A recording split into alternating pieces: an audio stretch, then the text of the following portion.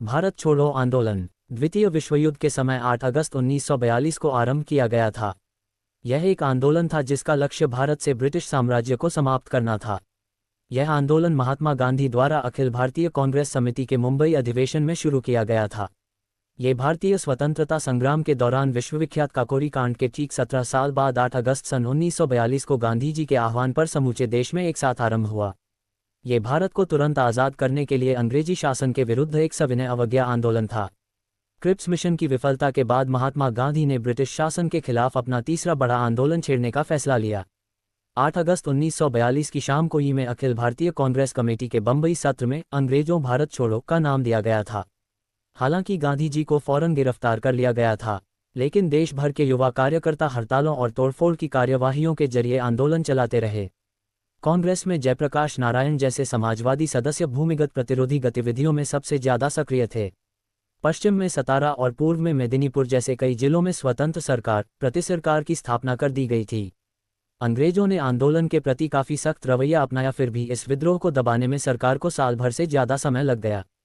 युद्ध के बाद 1942 में क्रिप्स द्वारा डोमिनियन स्टेटस की पेशकश के बारे में गांधी का कथन एक असफल बैंक पर लिखा गया पोस्ट डेटेड चेक है, जिसे अक्सर उद्धृत किया जाता है, लेकिन लोग गांधी के 1942 के भारत छोड़ो आंदोलन के मूल मसौदे से अवगत नहीं हैं, जो वास्तव में इसके पीछे का कारण बताता है। यानी गांधी का मानना था कि जर्मनी और जापान अंततः द्वितीय विश्व युद्ध जीतेंगे। गांधी ने 1942 के भारत छोड़ो आंदोलन का सहारा तभी लिया जब उन्हें लगा कि ब्रिटेन हार सकता थे और जापान और जर्मनी जीत सकते थे।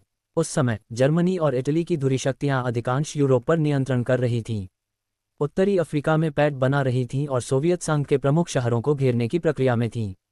सिंगापुर और बाद में बर्मा में ब्रिटिश साम्राज्य के गढ़ों के अचानक पतन के बाद मोहन सिंह की भारतीय राष्ट्रीय सेना के साथ जापानी सेना बर्मा के माध्यम से भारत के दरवाजे पर दस्तक दे रही थी। 5 अगस्त 1942 को इंडियन एक्सप्रेस में ये रिपोर्ट छपी थी। नेहरू ने कहा कि ब्रिटिश के जाने के बाद गांधी की योजना के अनुसार भारत संभवतः जापान के साथ बातचीत करेगा और उसे भारत में नागरिक नियंत्रण, सैन्य ठिकानों और विदेशी सैनिकों के लिए मार्ग के अधिकार की अनुमति भी देगा।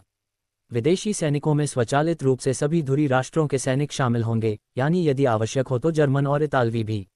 महात्मा गांधी के 1942 के भारत छोड़ो आंदोलन का मूल मसौदा, जो उनकी अपनी हस्तलिपि में लिखा गया था, और कई कागजात 26 मई 1942 को ब्रिटिश राज पुलिस द्वारा जब्त कर लिया गया था। जब उन्होंने एआईसीसी की बैठक के बाद एआईसीसी कार्यालय पर छापा मारा था, ब्रिटिश राज ने गांधी के मसौदे और कई कागजात, जिनमें एआईसीसी के मिनट भी शामिल थे, को तब सार्वजनिक किया जब एआईसीसी 4 अगस्त 1942 को बॉम्बे में बैठक हो रही थी।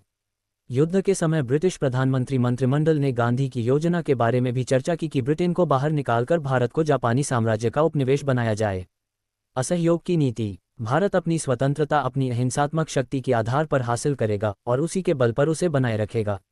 इसलिए समिति ये आशा करती है कि जापान की भारत में कोई योजना नहीं होगी, किंतु यदि जापान आक्रमण करता है और ब्रिटेन उसकी अपील समिति की पर कोई प्रतिक्रिया नहीं देता है, तब समिति ये आशा करेगी कि जो कांग्रेस की तरफ मार्गदर्शन के लिए देखेंगे वे जापानी सेनाओं को पूर्ण रूप से अहिंसक असहयोग करेंगे और उन्हें किसी भी प्रकार की सहायता नहीं देंगे। जिन पर आक्रमण होता है उनका ये कर्तव्य नहीं है कि वो अपने आक्रांता को किसी प्रकार की सहायता प्रदान करेंगे। ये उनका कर्तव्य है कि वे पूर्ण असहयोग करें। अहिंसक असहयोग के सिद्धांत को समझना कठिन नहीं है। पहला, हम किसी भी आक्रांता के विरुद्ध घुटने नहीं टेकेंगे, उनके किसी भी आदेश का पालन नहीं करेंगे। दूसरा, ना तो उनसे हम कुछ अपने लिए अपेक्षा रखेंगे, ना हम उनके रिश्वतों के झांसे में आएंगे, लेकिन हम उनके विरुद्ध कोई भी पूर्वाग्रह नहीं रखेंगे और ना उनका अहित चाहेंगे। तीसरा, यदि वे हमारे खेतों को अपने कब्जे में करना चाहेंगे तो हम उन्हें मना कर देंगे, यद्यपि हमें उन्हें रोकने के प्रयास में मरना पड़े। चौथा, यदि उसे कोई बीमारी हो जाए या वो प्यासा है और हमारी सहायता मांग रहा है तो हम उन्हें ये मना नहीं करेंगे। पांचवा, ऐसे स्थान जहां ब्रिटिश और जापानी आपस में लड़ रहे होंगे वहां हमारा असहयोग अनावश्यक होगा और किसी काम का नहीं होगा। सीमित असहयोग। इस समय ब्रिटिश सरकार के साथ हमारा असहयोग सीमित है। यदि हम उनके साथ पूर्ण असहयोग करने लगे जबकि वे लड़ रहे हैं तो इसका अर्थ होगा कि हम अपने देश को जापानियों के हाथ में दे रहे हैं। इसलिए ब्रिटिश सेनाओं के रास्ते में कोई रुकावट नहीं डालना ही एकमात्र तरीका है ये प्रदर्शित करने का कि हम जापानियों के साथ असहयोग कर रहे हैं। हम ब्रिटिश का भी किसी प्रकार से सक्रिय सहायता नहीं करेंगे।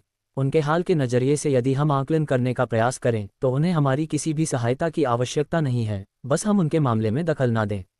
उन्हें हमारी सहायता सिर्फ दासों के रूप में ही चाहिए। ये आवश्यक नहीं है कि समिति स्कॉच अर्थ पॉलिसी पर एक स्पष्ट उद्घोषणा करे। यदि हमारे अहिंसा के बावजूद यदि देश का कोई हिस्सा जापानियों के हाथ में चल जाता है तो हम वहां की फसल, जल आपूर्ति आदि को बर्बाद नहीं करेंगे।